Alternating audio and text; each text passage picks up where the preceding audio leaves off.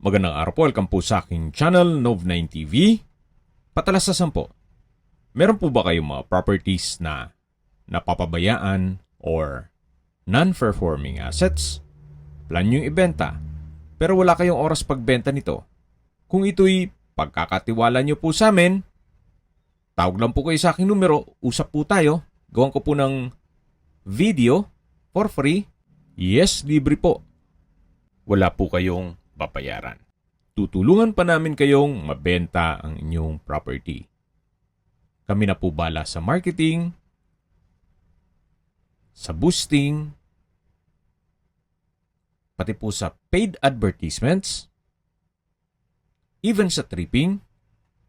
Hindi na po kayo mapapagod sa pag-entertain ng mga buyers. Kami na po bala sa lahat. Tawag lang po kayo. Nandito po tayo ngayon sa Nasugbu, Batangas kung saan meron po tayong bagong video presentation. Isang residential property na may sukat ng lupa na 750 square meters. Nakabakod na po buong property ng concrete fence. Ito po'y titulado, buhay po ang may-ari, kaya wala po kayong maging problema sa documentation o sa transfer ng title. Along Cemented Barangay Road o nasa main road po ito. At mula naman po sa Tagaytay-Nasugbu Highway, ang distance is 2.6 kilometers at ang travel time is 4 minutes. Napakalapit lang po nito sa main highway. Kaya accessible po ito ng public transportation. May access na rin po dito ng tubig, kuryente at internet provider. Dito po sa loob ng property ay meron pong tatlong structure o bahay. May main house, guest house, at sa dulo po, meron pong another structure o yung third house na pwede pong paupahan. Meron din pong ulbo ng baboy o pig pen. At yan po yung bakanting lote. Napakalaki pa po na pwede pa po ninyong pagtanman. Actually, dun sa harapan, pwede po kayong maglagay ng commercial space. Gawa ng, sabi ko sa inyo kanina, ito po'y along main road. Ito po yung garahe at yan naman po yung main house. Dito naman yung second house, sa likod po nito yung third house. Ito po yung main door. Samahan niyo po ako, pasok po tayo. Ito po yung naka-solid wood door at ito po yung living area o salas. Napakalaki po ng espasyo. Meron din pong skylight na nag-serves as natural sunlight. Naka-tile flooring. Ito pong wall ay kailangan pinturahan. Pero kung gusto nyo namang industrial design, pwede naman pong palitadahan ulit. At dito naman po tayo sa may kwarto. At sa dulo naman yung banyo. Ito po yung toilet and bath. May bathroom countertop, shower enclosure, may overhead shower, water closet with bidet, at meron din pong wardrobe at drawer. High ceiling na rin po siya at ito po yung naka-tiled bathroom wall. Yan po yung shower. Meron din pong wall-mounted towel holder at yan po yung bathroom countertop na may bathroom cabinet at drawer. Labas po tayo. Yan naman po yung hallway. Ito po yung kwarto. Ito pong kwarto ay meron din pong wardrobe at drawer. At high ceiling po siya. Meron na rin pong window type aircon. May dalawang sliding glass window. At may access door naman po papunta sa likod ng bahay na meron pong workplace. Yan po yung pangalawang bahay na pwede nyo rin pong paupahan o guest house at meron din pong kubo. At dun sa unahan naman yung covered na garahe na dyan na rin po yung driveway hanggang main gate.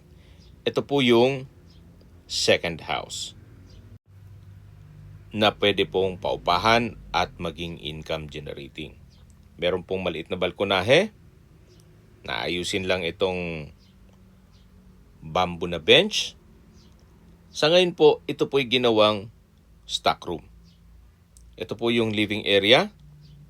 Pero high ceiling naman siya. Then meron din pong dalawang glass window o jalousie. At ito po yung kwarto. Sa spasyo po, sakto lang. Hindi naman siya ganun kaliit at hindi naman ganun kalaki. Meron din pong glass window at window type aircon. Dito naman po yung kusina at dining area. Malaki naman ang spasyo. May kitchen countertop, kitchen window, at may access door po sa dulo na papunta naman sa likod ng bahay. Ito po yung kitchen countertop na may tiled concrete sink. Ito naman po yung tinutukoy ko na access door papunta dito sa likod ng bahay na kung saan napakalaki din po ng espasyo. Yan po yung concrete fence at ito po yung third na bahay. Yan po yung workplace na may roll-up door. Yan po ulit yung second house. Ito yung first house. Kung mahilig po kayong magbutingting, yan po, meron na po kayong workplace. Lagayan na rin ng inyong mga tools. At ito na po yung tinutukoy ko naman na third house. Actually, pwede pa rin po itong paupahan. So, meron po kayong magiging dalawang paupahan. Then, dito po sa lower part ay ginawang storage. Yan po, may mga kagamitan po sila dyan. At ganun din po dito sa kabilang pintuan. Pero kung sakali man po na malaking pamilya kayo, abay, pwede na rin po ito. Pero ito pong bentahan is as is, where is. What you see is what you get. May mga kailangan pa-repair, given na po yon dahil luma ng structure.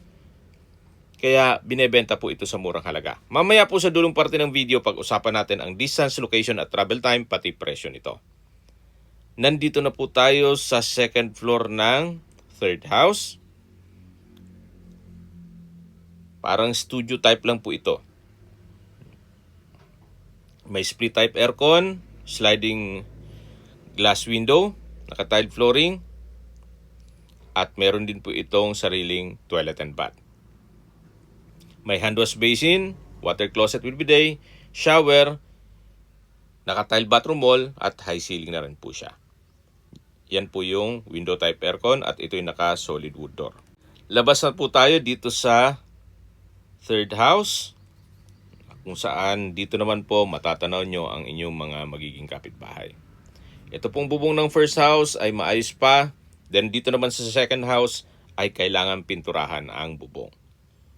Pero the rest sa structure maayos pa naman po at konting ayos lang sa buong property. Okay, sa distance, location at travel time portion na po tayo. Mula po sa Tagaytay-Nasugbu Highway, yung tinutukoy ko kanina na main road o sa highway mismo, ang distance is 2.6 kilometers at ang travel time is 4 minutes. Mula naman po sa bayan ng Nasugbu, ang distance is 8.3 kilometers at ang travel time is 13 minutes. Kompleto rin po doon gaya ng public market, groceries, convenience store, remittance center, bank, schools, church at hospital. Yan po yung lagi kong binabanggit sa inyo na dapat nyo i-consider sa paghanap ng property ay yung meron pong malapit na hospital. Hindi ko naman po sinasabing sakitin kayo, yan naman po ay for emergency purpose lang naman. At mula naman po sa Twin Lakes, ang distance is 29 kilometers at ang travel time is 37 minutes. Kung manggagaling naman po sa Tagaytay Rotonda, ang distance is 42.4 kilometers at ang travel time is 58 minutes. At kung manggagaling naman po sa Manila o sa airport, ang distance is 104 kilometers at ang travel time is 2 hours and 17 minutes kasama na ang traffic. Okay, sa presyo na po tayo. Binebenta po ito ni owner sa halagang 7.9 million pesos net. Ibig pong sabihin, si buyer na po ang sasagot sa lahat ng taxes at expenses with regard to documentation. Kung may mga katanungan po kayo, tawag lang po kayo sa aking numero. At sa mga kababayan naman natin nasa ibang bansa, meron po akong WhatsApp, Viber, Telegram, at Signal. Same number lang po, 0917-316-3399. Pag-isipan nyo po itong property na to kasi po may potential. Ito po ay along main road, pwede po kayong maglagay ng commercial space dun sa harapan. Sa mga nagtatanong naman po ng aming Facebook, meron po aming Facebook page na Nov9TV at Facebook Real Video. Meron din pong TikTok at Instagram. May ibang YouTube channel po kami, the Nov9TV channel, Nov9TV Listings, Nov9TV On The Spot, Nov9TV Updates, at Nov9TV House Rental. Sana po naibigyan nyo ang video presentation. Paki-like and subscribe na lang po sa aking channel para ma-update din po kayo sa aking future listings. Kung sakali po hanap nyo yung mas malaking sukat ng lupa, meron din po kami ibang listings na pwede nyong pagpilian. Huwag po kayong mag-atubiling tumawag sa amin. Then, let us know your budget para malaman namin kung anong property pwede naming ilog sa inyo. Sa lahat pong viewers, subscriber at nagtiwala po sa amin, salamat po sa suporta. Ingat po kayo lagi at yung pamilya. Maraming salamat po.